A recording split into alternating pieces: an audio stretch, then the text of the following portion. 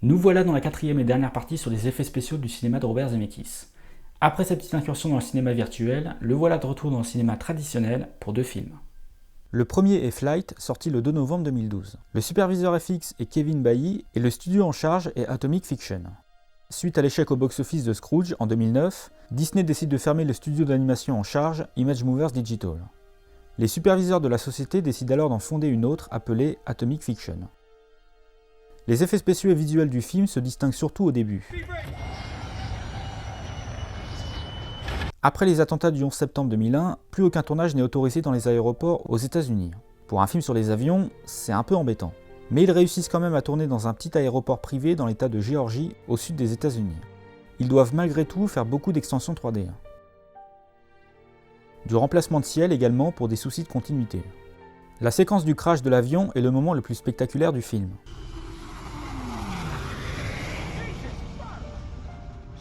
Le cockpit est construit en studio. L'environnement que l'on voit par les fenêtres sont des images filmées par un hélicoptère qui possède une installation sur laquelle sont disposées 3 caméras RED Epic avec un objectif de 14 mm. Il en résulte un panorama à 240 degrés. Ensuite, en post-prod, ils accélèrent l'image, ajoutent des nuages virtuels, etc. Parfois, c'est simplement des matte painting. Quand l'avion se retourne, l'intérieur est construit en 3 parties. Le cockpit et le compartiment des passagers qui est scindé en 2. Le fuselage de l'appareil n'est pas en un seul morceau, sinon ça aurait été trop lourd de tout retourner d'un bloc. Du coup, quand il y a un plan avec l'intégralité du compartiment des passagers, il faut filmer les 2 morceaux avec la même vitesse de rotation pour ensuite les coller tous les 2 au compositing. Le plan final du crash montre Denzel Washington filmé entièrement devant un fond vert. Le cockpit est reconstitué en 3D. Au final, 35 infographistes travaillent sur le film et délivrent 400 plans en l'espace de 4 mois. Le dernier film en date du réalisateur, à l'heure où cette vidéo est mise en ligne, est The Walk, sorti le 2 octobre 2015.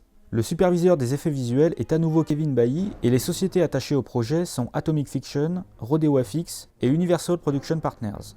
A la base, le film doit être entièrement réalisé en performance capture, mais l'idée est abandonnée. Atomic Fiction reconstitue toute la ville de New York du point de vue des tours, mais partage aussi la création des 2 gratte-ciel avec Rodeo FX car ce sont eux qui s'occupent du rendu. Il crée aussi le visage numérique de l'acteur principal pour l'intégrer sur le cascadeur. Rodeo FX a pour tâche de recréer les tours du World Trade Center, de faire des extensions de décors en 3D au pied des tours, ainsi que les scènes de monologue de Philippe Petit sur la Statue de la Liberté.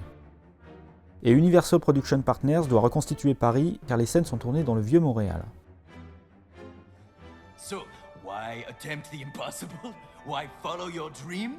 But I cannot answer this question why, not with words, but I can show you how it happened. La création du World Trade Center nécessite de récupérer des milliers de photos comme référence. Ils reconstruisent les 2 tours en 3D ainsi que l'intérieur sur 30 étages qu'ils multiplient ensuite. Quand je dis l'intérieur, c'est uniquement le peu que l'on peut voir par les fenêtres. Ils font aussi le hall d'entrée, le plaza extérieur et les environs des immeubles. La ville de New York est entièrement reconstituée en 3D, à la fois pour des raisons de réflexion de l'environnement sur les 2 tours, pour permettre au réalisateur d'avoir le plus de flexibilité possible avec sa caméra, vu qu'il va y passer un bout de temps, et aussi parce que l'atmosphère change régulièrement pendant toute la séquence. L'équipe recherche et développement d'Atomic Fiction propose de concevoir un système permettant de générer automatiquement un trafic de la population. L'idée est rejetée pour des questions de temps et de budget, donc tout est animé à la main. Le climax du film est la séquence la plus importante, avec Philippe Petit marchant sur un câble accroché entre les 2 gratte-ciel.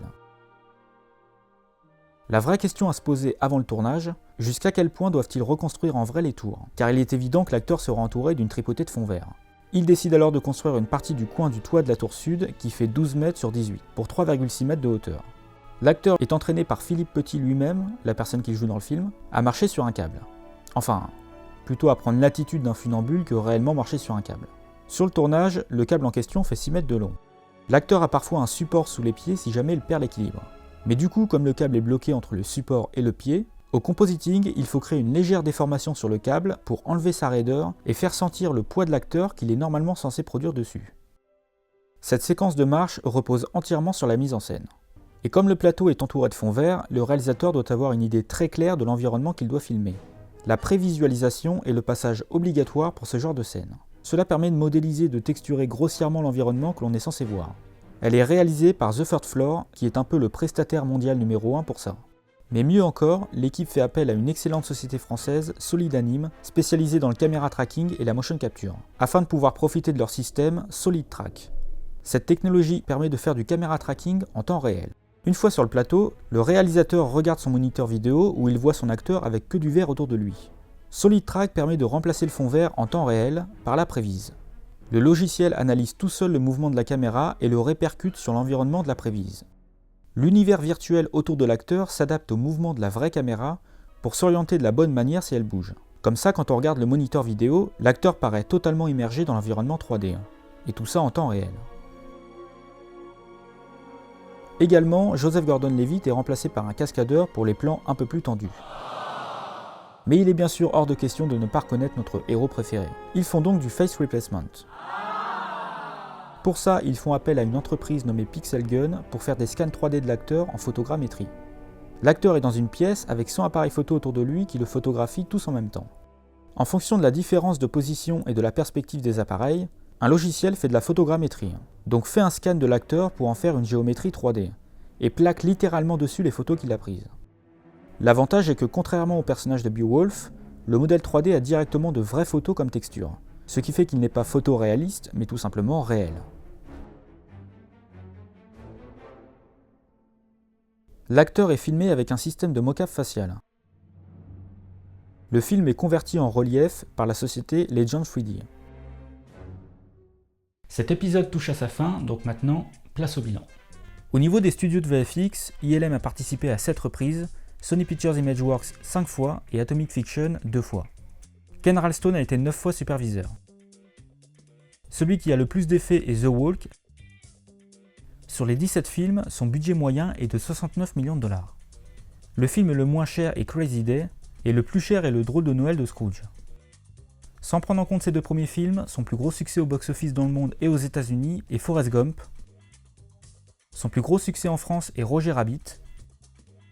Son plus gros échec est The Walk, à la fois aux États-Unis, dans le monde et en France. Le film le plus rentable est Le Premier Retour vers le futur, qui atteint les 2006% de rentabilité. Le moins rentable est La Légende de Beowulf, qui est à 131%, ce qui rentabilise quand même son budget. 3 films ont eu l'Oscar des meilleurs effets visuels, un seul a été nommé sans avoir gagné. Merci d'avoir regardé cette vidéo. Si tu as vu l'intégralité de l'épisode, bravo, tu as gagné toute mon affection. Si ça t'a plu, n'hésite pas à mettre un petit pouce vers le haut, à t'abonner et à partager. Le prochain épisode concernera cette fois une saga culte qui me tient particulièrement à cœur. À la prochaine.